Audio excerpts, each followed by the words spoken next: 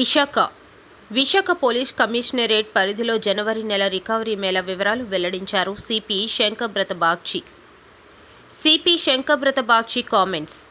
జనవరి నెలలో 106 చోరీ కేసులు నమోదయ్యాయి. వాటిలో 66 కేసులను ఛేదించాం. ఈ 66 కేసులలో 74 నిందితులను అరెస్ట్ చేశాం. నిందితుల నుంచి 47 లక్షల విలువైన సొత్తును స్వాధీనం చేసుకున్నాం. జనవరి నెలలో 45 లక్షల విలువైన 300 మొబైల్ ఫోన్లను రికవరీ చేశాం. విశాఖ పోలీస్ కమిషనరేట్ పరిధిలో ప్రతి నెల రికవరీ పెరుగుతూ వస్తుంది. కేసులను ఛేదించడంలో అత్యుత్తమ ప్రతిభ కనబరుస్తున్న పోలీస్ సిబ్బందికి అభినందనలు. క్రికెట్ బెట్టింగ్ కేసులో ఇప్పటి వరకు 12 మందిని అరెస్ట్ చేశాం. క్రికెట్ బెట్టింగ్లో మోసపోయిన వారు ధైర్యంగా ముందుకు వచ్చి ఫిర్యాదులు చేయాలి. ఐపీఎల్ మ్యాచ్ల నేపథ్యంలో క్రికెట్ బెట్టింగ్ జరిగే అవకాశం ఉన్న నేపథ్యంలో నిఘా పెంచాము. క్రికెట్ బెట్టింగ్ వలన ఎవరూ నష్టపోకూడదు. భద్రత. ఈరోజు బీచ్ రోడ్లో లారీ ప్రమాదం జరిగిన ప్రాంతాన్ని బ్లాక్ స్పాట్గా గుర్తించాం. భవిష్యత్తులో ప్రమాదాలు జరగకుండా చర్యలు తీసుకుంటాం. మీ ద్వారా అందరికీ తెలియజేస్తున్నాం, క్రికెట్ బెట్టింగ్ వల్ల ఎవరైనా మోసపోతే ముందుకు వచ్చి కంప్లైంట్ ఇవ్వండి. మేము కేసు రిజిస్టర్ చేసి ముద్దాయిలందరినీ పట్టుకొని వస్తాం. ఆ ముద్దాయిలు మన జిల్లాలో ఉండొచ్చు, వేరే జిల్లాలో ఉండొచ్చు, వేరే రాష్ట్రంలో ఉండొచ్చు. చాలామంది మోసపోతున్నారు. అదే ఒకవేళ మోసపోయిన వ్యక్తి ముందుకు రాకపోయినా, మోసపోయిన వ్యక్తి కుటుంబ సభ్యులు కూడా ముందుకు వచ్చి మాకు తెలియజేస్తే, ఇన్ఫర్మేషన్ ఇస్తే పోలీస్ స్టేషన్ రావచ్చు, లేకపోతే నేరుగా నాకు కాల్ చేసి తెలియజేసుకోవచ్చు, వాట్సాప్ పెట్టవచ్చు 7995095799. మేము వెంటనే చర్య తీసుకుంటాం.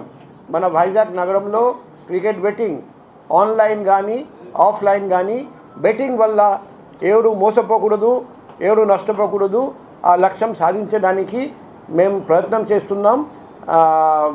పబ్లిక్కి కూడా కోఆపరేట్ చేయమని రిక్వెస్ట్ చేస్తున్నాం. ఇప్పుడు స్పెషల్ టీం అంటే మేము నిన్ననే టెలికాన్ఫరెన్స్లో ఆల్ ఎస్హెచ్ఓస్కి చెప్పాము, ఈ క్రికెట్ సీజన్ లీగ్స్ అన్నీ జరగబోతుంది కాబట్టి మీరు స్పెషల్గా నిఘా పెట్టి క్రికెట్ బెట్టింగ్ పూర్తిగా అరికట్టాలి, అందరినీ ముద్దాయిలందరినీ అరెస్ట్ చేసి జైలు పంపాలి అని నిన్ననే చెప్పడం జరిగింది. కానీ స్పెషల్ టీం అంటే మీకు తెలుసు, సిటీ టాస్క్ ఫోర్స్ అని ఉంది. వాళ్ళకు క్రికెట్ బెట్టింగ్ మీద ప్రత్యక్షంగా నిఘా పెట్టమని చెప్పడం జరిగింది. అది కాకుండా నా ఫోన్ నంబర్ కూడా పబ్లిక్ దగ్గర ఒక వెపన్ అన్నమాట. అందరూ అది ఉపయోగించి మీ దగ్గర క్రికెట్ బెట్టింగ్ సంబంధించిన ఇన్ఫర్మేషన్ ఉంటే దయచేసి నాకు తెలియజేయండి అని రిక్వెస్ట్ చేస్తున్నాం మీ ద్వారా. 7 ప్రివెంటివ్ డిటెన్షన్ కింద డిటెన్ చేయడం జరిగింది. 5 P10DPS యాక్ట్ కింద డ్రగ్ అఫెండర్స్ని ప్రివెంటివ్ డిటెన్షన్ చేయడం జరిగింది. ఇంకా చాలా జరగబోతున్నాయి. మేము ప్రపోజల్ స్టేజ్లో ఉంది.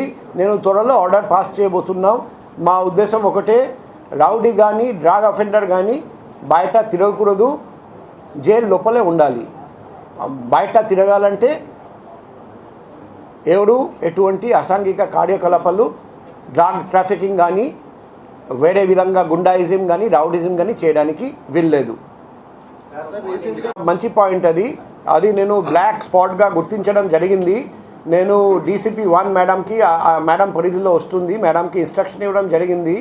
ఈరోజే DCP 1, ACP east, ACP traffic, ADCP traffic కలిసి అటువైపు రానియకుండా మనం పకడ్బందీగా ఏర్పాటు చేస్తాం.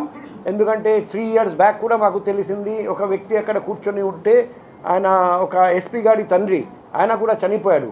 కాబట్టి ఫ్యూచర్లో అక్కడ యాక్సిడెంట్ జరగనీయకుండా కట్టుదిట్టమైన చర్య తీసుకోమని ఇన్స్ట్రక్షన్ ఇవ్వడం జరిగింది. అది ఇమీడియట్గా మనం అమలు చేస్తాం.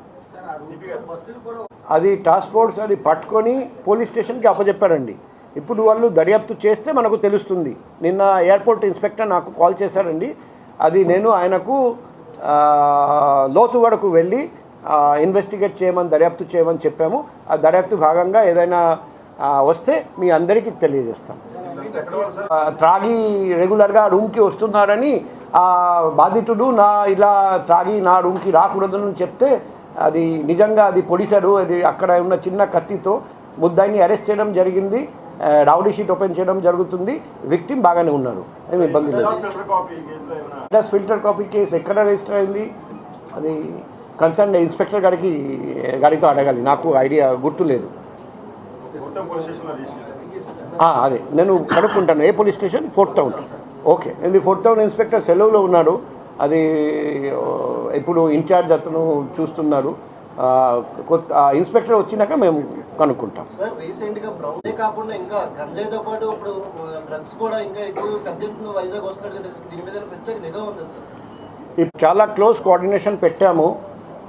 వైజాగ్లో మన అందరికీ తెలుసు, ముఖ్యంగా రూట్ ఫర్ గాజా ట్రాన్స్పోర్టేషన్ ముఖ్యంగా ఒడిశా నుండి ఈ north coastal under districts Vizag, ఈ తర్వాత గోదావరి డిస్ట్రిక్ట్ ద్వారా వెళ్తుంది.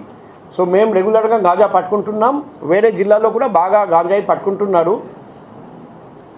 ఈ సింథటిక్ డ్రగ్స్ మాత్రం ఇక తక్కువ కేసులు ఉన్నాయి, అప్పుడప్పుడు కేసులు వస్తున్నాయి. ఈ అమౌంట్ కూడా చూస్తే ఎండిఎంఏ కానీ కోకెన్ కానీ దొరుకుతుంది, చాలా తక్కువ అమౌంట్. అంటే బహుశా వాళ్ళు ఎవరైనా గోవాకి వెళ్ళి గోవా నుండి తీసుకొస్తే అప్పుడు మనకు దొరుకుతుంది. మెయిన్లీ అది ఆ గోవా ప్రాంతంలో, అటువంటి ప్రాంతంలో సింథటిక్ డ్రగ్స్, బెంగళూరు వెస్టర్న్ స్టేట్స్లో ఎక్కువ మనకు సింథటిక్ డ్రగ్స్ దొరుకుతున్నాయి. పట్టుకున్న 2 గ్రామ్స్ కూడా ఎక్కడి నుంచి వచ్చింది సార్? పట్టుకున్న 2 గ్రామ్స్ మేము బయట చెప్పకూడదు. మేము పూర్తిగా ర్యాకెట్ని గుర్తించాము. వాళ్ళందరినీ అరెస్ట్ చేసిన తర్వాత ప్రెస్తో షేర్ చేస్తాం.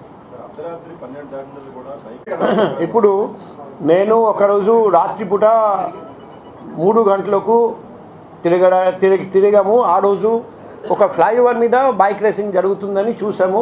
ఇమీడియట్గా పోలీస్కి ఇన్ఫామ్ చేస్తే వాళ్ళు పట్టుకున్నారు. సో బైక్ రేసింగ్ జరుగుతుంది అప్పుడప్పుడు అని నాకు ఇన్ఫర్మేషన్ వస్తుంది. వచ్చిన వెంటనే నేను పోలీస్కి తెలియజేస్తున్నా, పోలీస్ కూడా చేస్తున్నారు. కానీ అప్పుడప్పుడు ఏమవుతుందంటే 2-3 పనుల వల్ల ఒక పని మీద ఫోకస్ తగ్గిపోతుంది.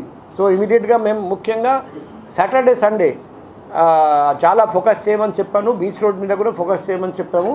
మీకు కూడా రిక్వెస్ట్, నిన్న కూడా బైక్ రేసింగ్ ఒకడు చేస్తూ ఉంటే మేమే పట్టుకొని పోలీసు వాళ్ళకు అప్పచెప్పాము.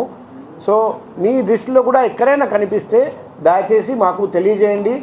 ఇప్పుడు ఇంకొకటి చూసాము, ఇటువంటి తప్పులు, ఇటువంటి బైక్ రేసింగ్ కానీ తప్పుడు పనులు చేస్తున్నారు. చాలామంది నంబర్ లేని బైక్స్ తీసుకొని తిరుగుతున్నారు. సో అది కూడా నేరం అన్నమాట. సో మేము రెగ్యులర్గా కార్డన్ అండ్ సర్చ్ ఆపరేషన్ చేస్తున్నాం మన జిల్లాలో, మీరు చూసి ఉండొచ్చు. సో ఎక్కడెక్కడ ట్రబుల్సమ్ స్పాట్స్, ఎక్కడెక్కడ అఫెండర్స్ ఉండొచ్చు, అది కార్డన్ చేసి సర్చ్ చేసి చాలా వెహికల్స్ కూడా పట్టుకుంటున్నాం. సో రెగ్యులర్గా మా ప్రయత్నం జరుగుతుంది. పబ్లిక్, మీడియా, పాత్రికేయులు, మిత్రులు మాకు ఇన్ఫర్మేషన్ షేర్ చేస్తే మేము